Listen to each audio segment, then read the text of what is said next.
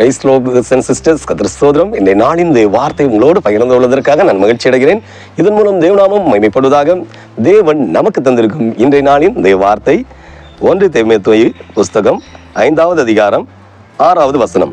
சுகபோகமாய் வாழ்கிறவன் உயிரோடே செத்தவள். ஹல்லேலூயா. சுகபோகமாய் வாழ்கிறவள் உயிரோடே செத்தவள். இந்த அருமையான வெளியில தேவ பிள்ளைகளே, அநேகர் இந்த நாட்களில் சுகபோகமா அடிச்சு பொழிச்சு ஜீவிக்கணும். எப்படி சூப்பரா வாழணும். நம்ம இந்த உலகத்துல இருக்கிற வர எல்லாத்தையும் அனுபவிக்கணும். நிறைய பேர் பார்த்துட்டீங்கன்னா அவங்க வாழ்க்கையில எந்த பிரயோஜனமும் இருக்காது. அவங்களை கொண்டு எல்லாம் சொல்லுவாங்க, வாழ்க்கையில இருந்தா நான் இந்த பாருங்க, பெரிய பெரிய காமராஜர் சர்ச்சில் அவங்களாம் நீங்கள் பார்த்துருப்பீங்க. அவங்களாம் வயதானவங்க, பெரிய பெரிய தலைவர்கள். நான் நிறைய சொல்லலாம் அப்படி. ஏன்னா அவங்கெல்லாம் இந்த ஊரில் அந்த உலகத்தில் அவங்க மாதிரி நம்மளை மாதிரி அவங்க நிறைய ஒரு மனுஷனாக இருந்தாலும் நிறைய திட்டங்கள் எல்லாம் கொண்டு அவங்கள பார்த்தா புண்ணியர்களை மாதிரி ஜனங்கள் சொல்கிறாங்க. இதே போல சாகிறதுக்குள்ள இந்த உலகத்தில் இப்போ உங்களுக்கு என்ன ஏஜ்னு தெரியாது, ஏன்னா எனக்கு ஏஜ் உங்களுக்கு தெரியாது. ஹல்லேலூயா. நம்ம எவ்வளோ வயசு வர உயிரோடு இருக்குமோ அது வேற அநேகருக்கு ஆசீர்வாதமா.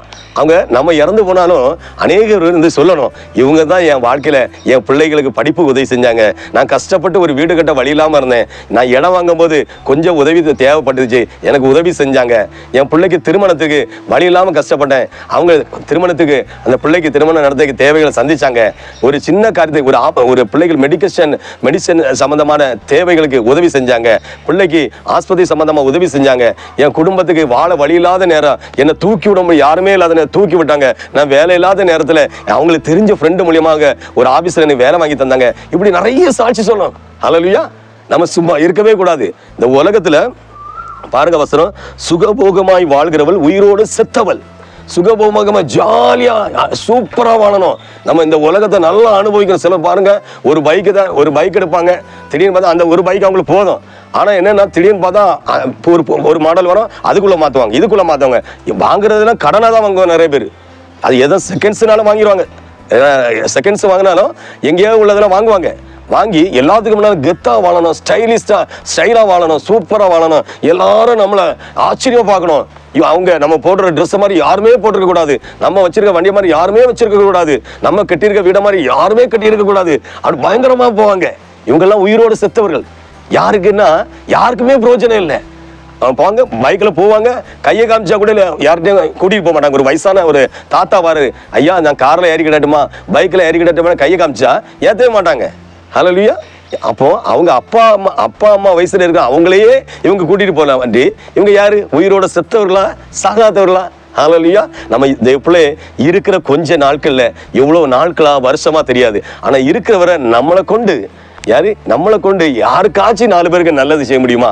அதை தான் பண்ணணும். இந்த உலகத்துல யாருக்கும் பிரோஜனம் இல்லாம நம்மள்ட்ட ஒரு 10 லட்சம் ரூபாய் கையில வச்சிருக்கிறோம், அதை வச்சு யாருக்குமே நமக்கு பிரோஜனமே இல்லை, பேங்க்லயே கிடக்கு. அதே 10 லட்சம் ரூபாய் 10 பேத்துக்கு ஒரு தேவை நிறைந்த ஜனங்களுக்கு அவங்க தருவாங்க, அவங்க ரிட்டர்ன் வாங்கிக்கலாம். நீங்க கொடுத்து பாருங்க, அவங்க அப்படியே உங்க அக்கௌண்ட்ல அவங்க தந்துருவாங்கன்னு ஒரு நம்பிக்கையான ஜனங்கள் கொடுத்து பாருங்க. அவங்க வாழ்க்கையில சாகுறவரை மறக்கவே மாட்டாங்க. என்ன மறப்பாங்க? ஐயோ இவ்வளவு கஷ்டமான நேரத்துல இந்த புண்ணியாளன் என்ன சொல்லுவாங்க, இந்த தாய், இந்த அம்மா, இந்த அக்கா, இந்த அண்ணன் இவ்வளவு கஷ்டத்துல நிற்கும் போது எங்களுக்கு உதவி செஞ்சாங்க, மறக்கவே முடியாது. அவங்க பிள்ளைகளையும் நாங்க மறக்க மாட்டோம், அவங்களும் நல்லாதான் வாழ்வாங்கன்னு அவங்க பிள்ளைகள் சந்ததிகள் ஆசீர்வதிப்பாங்க. இல்ல சும்மாவே ஏதோ ஒரு பொருள் நம்ம கையில இருக்கு, கையில ஒரு ஜுவல்ஸ் நம்ம கையில சும்மாவே இருக்கு, யாரோ ஒரு ஆள் உதவி செய்ய கேட்க வராங்க, அவங்க திருப்பி தருவாங்க, நமக்கே தெரியும் திருப்பி தருவாங்கன்னு. அதுக்கு ஐயோ இவங்க ஒருவேளை ஓடிட்டாங்கன்னா பக்கத்துலதான் இருப்பாங்க, கஷ்டப்படுறவங்கன்னா நம்ம சுத்தியில இருப்பாங்க, பக்கத்து தெருவில் இருப்பாங்க, பக்கத்து நம்ம போற வேலை சைட்ல இருப்பாங்க, ஒரு வேலை செய்யற இடத்துல டிபார்ட்மெண்ட் அங்க இருப்பாங்க, எங்கேயோ இருக்காங்க. நம்ம கண்ணுக்கு தெரியுது, ஆனா நம்ம செய்யலைன்னா கடவுள் நம்மள ஆசீர்வதிப்பான்னு நினைக்கிறீங்களா? நம்ம ஆசீர்வாதமா இருப்போம். ஆனா பைபிள் அதான் வசனம் போட்டிருந்தே போல, சுகபோகமாய் வாழ்கிறவன் உயிரோடவே செத்தவள். அதனால இருக்கிற வாழ்க்கையில நம்மளை கொண்டு 4 பேருக்கு நல்லதா நடக்கணும். நம்மள்ட்ட ஏதோ ஒண்ணு இருக்குன்னா அதை சும்மாவே வைக்க கூடாது, 4 பேருக்கு ஷேர் பண்ணுவோம். ஹல்லேலூயா. ஆண்டவர் அதான் வசனம் சொல்லுகிறார். அதுக்குன்னு யாராச்சும் நம்மளை ஏமாற்றிட்டு போயிடுவாங்க, அவங்கள்ட்ட எல்லாம் கூட இல்லை, ஜெபம் பண்ணணும். ஏசப்பா நான் ஒரு பொருள் என்கிட்ட இருக்கு, அவங்க கஷ்டப்படுறாங்க, நான் கொடுத்தா திருப்பி தருவாங்களா கேட்கணும் கடவுள்கிட்ட. திருப்பி தரக்கூடிய லெவல்ல அவங்களை பார்த்தா தெரியும். ஹல்லேலூயா. அப்படி இருக்கிறவங்களுக்கு மட்டும் ஹெல்ப் பண்ணணும். மற்றபடி தரமாட்டாங்கன்னு தெரிஞ்சா அவங்களுக்கு நம்மளால இப்போ உங்களால ஒரு 1000 ரூபாய் உதவி செய்ய முடியுமா? அவங்களுக்கு 10,000 ரூபாய் தேவைப்படுதுன்னா நமக்கு ஒரு 1000 ரூபாய் 500 ரூபாய் உதவி செய்யணும்னா கொடுத்துட்டு இதை தர வேண்டாம், நீங்க வச்சிடுங்க, ஏன்னா அவங்களால தர முடியாது. அப்படிப்பட்டவங்களும் அப்படிப்பட்ட உதவிகளை செய்யணும். ஆனா எதுவும் செய்யாம அவங்களை குறை சொல்லிட்டு இருந்தா ஆண்டவரே நம்மளை சரியான ஆண்டவர் என்ன செய்வோம், நரக வாழ்க்கை தான். நம்ம இந்த உலகத்துல வந்து நல்லா இருக்கிறோம் நினைச்சிட்டே இருப்போம், ஆனா ஏதோ தோல்விக்கு மேல் தோல்வி அடைய போறோம். அடுத்த ஸ்டெப் ஏதோ குண்டுக்குள்ள விழ போறோன்னு தான் அர்த்தம். அதனால கவனமா இருங்க தேவப்பிள்ளை. எந்த காரியத்திலும் மற்றவங்க அவங்க எல்லாம் நல்லா வாழ்றாங்க, இவங்க நல்லா வாழ்றாங்க, நான் ஏன் இதெல்லாம் செய்யக்கூடாது, நானும் எல்லாத்தையும் மாதிரி ஜாலியா என் வழியிலே போயிட்டு இருப்பேன், ஏன்னா இந்த வயசுல அனுபவிக்காதது எந்த வயசுல அனுபவிக்கிறது அப்படின்னு நினைச்சீங்கன்னா நீங்க மாட்டிக்கிடுவீங்க. எல்லாரும் கிணத்துல விழுறாங்கன்னு சொல்லிட்டு நம்ம விழ முடியுமா? எல்லாரும் ரோட்டு கடையில இருந்து பிரியாணி சாப்பிட்டு இருப்பாங்க, அதுல பக்கத்துல பயங்கர ஒரு சாக்கடை இருக்கும், ஃபுல்லா கொசுவும் அந்த ரோட்டு கடையில உள்ள சாக்கடை அந்த சாப்பாட்டுல தான் ஒட்டி ஒட்டி இருக்கும். அது தெரியாதவங்க சிட்டிகளை வாங்கி சாப்பிட்டுருப்பாங்க, அவங்க வேற வழி இல்லை. தெரிஞ்ச நம்ம நீங்க என்ன செய்யணும், அதை வீட்டுல தான் அந்த மாவு வாங்கி இட்லி சுட்டு எது சப்பாத்தியோ ஏதோ சாப்பிட்டுக்கணும். எல்லாரும் சாப்பிடுறாங்க, நானும் சாப்பிடுறேன்னா நமக்கு உடம்புக்கு என்னது ஒத்துக்கிடாது. தேவப்பிள்ளை சுகபோகமா வாழணும்னு எதுக்கு நினைக்காதீங்க. நான் நினைச்செல்லாம் சாப்பிடணும், நினைச்செல்லாம் அப்படி இப்படி சாப்பிட்டா உடம்புக்கு கேடு உண்டாயிரும். நினைச்ச வாழ்க்கை வாழணும் அப்படி இல்லை. கடவுள் என்ன நினைக்கிறாரு, நான் இந்த லைஃபுக்குள்ள போகும்போது நன்மையா இருக்குமா, ஏன் எனக்கு பின் வாழ்க்கை நல்லா இருக்குமே எதிர்பார்த்து போனோம்.